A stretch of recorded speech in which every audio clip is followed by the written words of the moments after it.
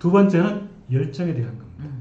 열정은 아마 굉장히 아마 구직자분들도 많이 들어보셨을 텐데요. 열정이라는 것들은 열정도 사실 열정만 얘기하면 굉장히 막연합니다.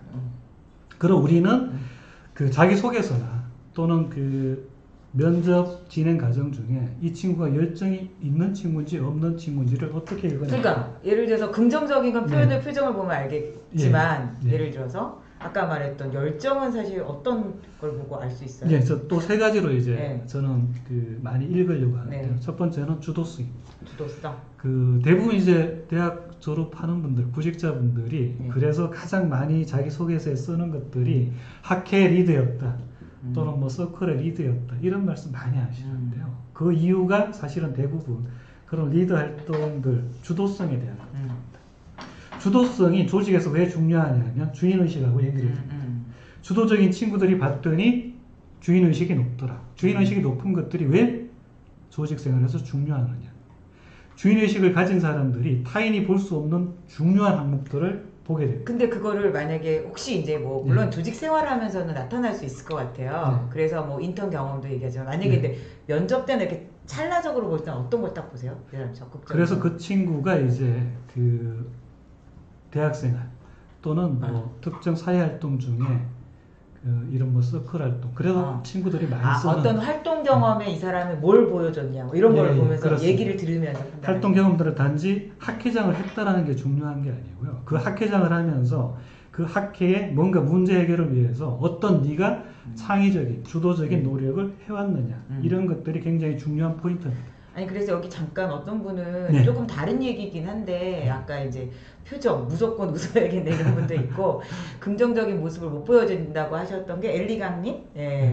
근데 뭐 사실 근데 이거 좀 다른 얘기일 수도 있는데 사실 뭐라 그럴까 이렇게 긴장하면 이렇게 신입들 면접 보거나 이러면 긴장해서 그런 모습 보여줄 수도 있지 않나요? 긴장하는 거 좋습니다. 오히려 좋죠. 모든 면접관은 내 앞에서 긴장하는 학생들한테 굉장히 흐뭇해하고요.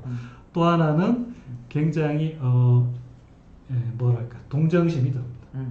사람이 내 아들 같고 면접관한테는 내 딸 같기 때문에 내 앞에서 경직되어 있는 그 구직자에 대해서 절대 부정적인 평가는 안 합니다. 단 시종일관 긴장만 하시면 그건 스트레스 내성이 없다라고 봅니다. 그래서 긴장을 하는 건 괜찮은데요. 내가 정말 나를 표현해야 될 때, 내가 자신 있는 뭔가를 외쳐야 될 때는 내가 그래서 이 회사를 위해서, 이 직무를 위해서 뭔가를 준비했다라고 결단코 말씀하실 때는 뭔가 자신감, 에너지가 폭발하는 모습들을 한 번씩은 보여주셔야 시종일관 경직된 것들을 커버할 수 있는 좋은 전략입니다. 잠깐 셀게요. 그러니까 아까 말했던 이제 긍정성, 그다음에 열정인데 잠깐 그 한 가지는 또 좀 이따 얘기해 주시고요. 뭐 어떤 질문이냐면 이런 것들을 하려고 경험을 하는데 아까 이제 지금 인사 담당을 지원하려고 하는데 전혀 다른 직무를 뭐 인턴을 할 수도 있잖아요.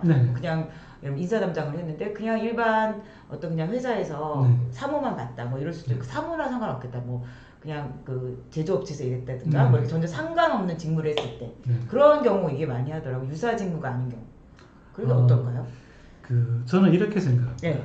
자기 소개를 쓰거나 아니면 면접장에 가서 특정 직무, 내가 지원한 직무하고 맞지 않지만은 그 직무 경험에서 내가 왜 그 직무를 지원해서 경험을 쌓았고 거기서 다른 그 아르바이트 또는 직무 경험자들하고 차별해서 나는 무엇을 어떻게 했는가 이런 것들을 제대로 말씀할 수 있으면 괜찮다는 거죠. 그러니까 무엇을 했느냐보다는 내가 거기에서 어떻게 차별화된 노력들을 가지고 내가 향후에 내 자아 실현을 인사 직무를 위해서 사람의 마음을 얻기 위해서 무엇을 어떻게 했느냐가 조금 더 강조를 해주면 어떤 직무를 했건 그렇게 중요하지는 않습니다. 그렇죠. 왜냐하면 신입인데 신입이 하면 얼마나 하겠어요. 맞습니다. 그래서 어떻게는 아까 말씀하신 일단 두 가지 하나는 긍정성, 열정을 가진 모습들을 어떻게 문제 해결력을 가지고 구현했느냐 이런 것들을 그 과정에서 쭉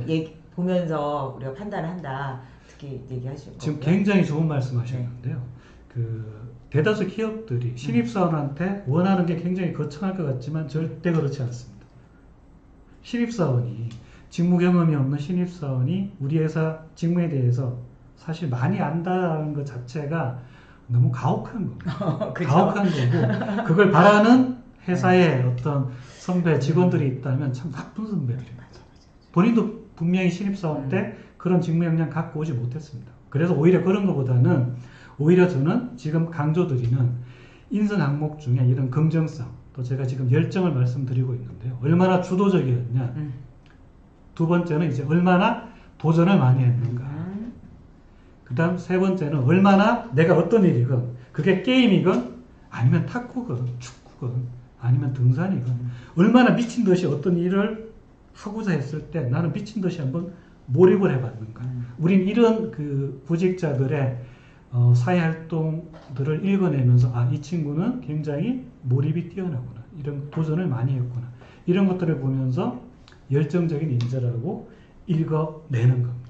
유추해내는 거죠. 그러니까 아까 그 앞에 질문에도 그거 나왔어요. 대외 활동을 어떤 걸 해야 되나요? 뭐 이런 것도 중요한 건 대외 활동을 하던 아르바이트를 하던 또는 뭐 어학 연수를 하던 여행을 가든 이런 것들을 어떻게 구현해내는 거지 나만의 스토리를 잘 만들려면 맞습니다. 그런 어떤 기본적인 태도를 가지고 내가 주도적인 삶의 태도를 가지고 봤을 때 그게 보일 것 같아요. 맞습니다. 그래서 이 사람이 자기 표현하는 포인트는 특히 구직자들이 나를 이제 그 특정 회사에 팔 때 나를 파는 포인트는 세 가지입니다.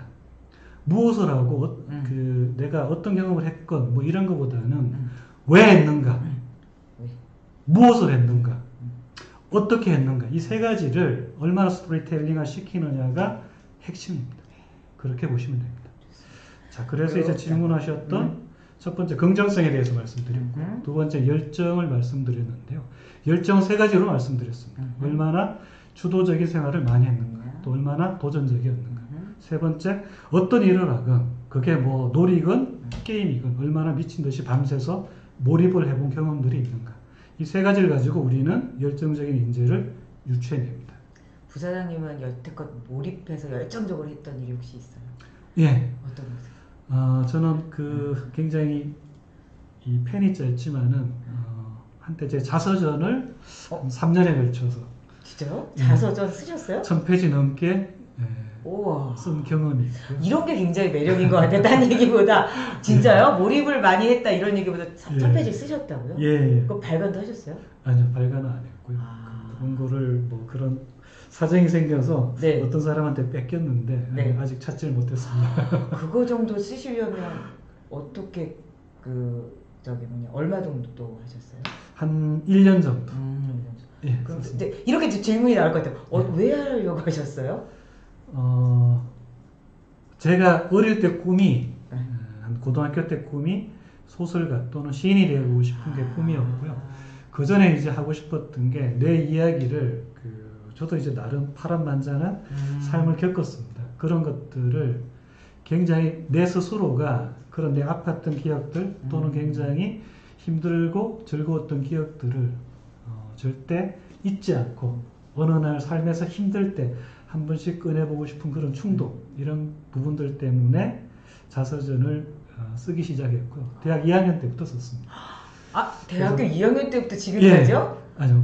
그래서 군에 가서 이제 군 3년 근무하는 동안 짬날 때마다 써서 제대할 때 이제 최종 마무리해서 제대를 했습니다. 그러니까 이런 얘기를 딱 들으면 이분의 어떤 삶의 가치나 이런 태도들을 느낄 수 있게 해주는 얘기인 것 같아서 되게 놀라웠어요. 예, 좋습니다.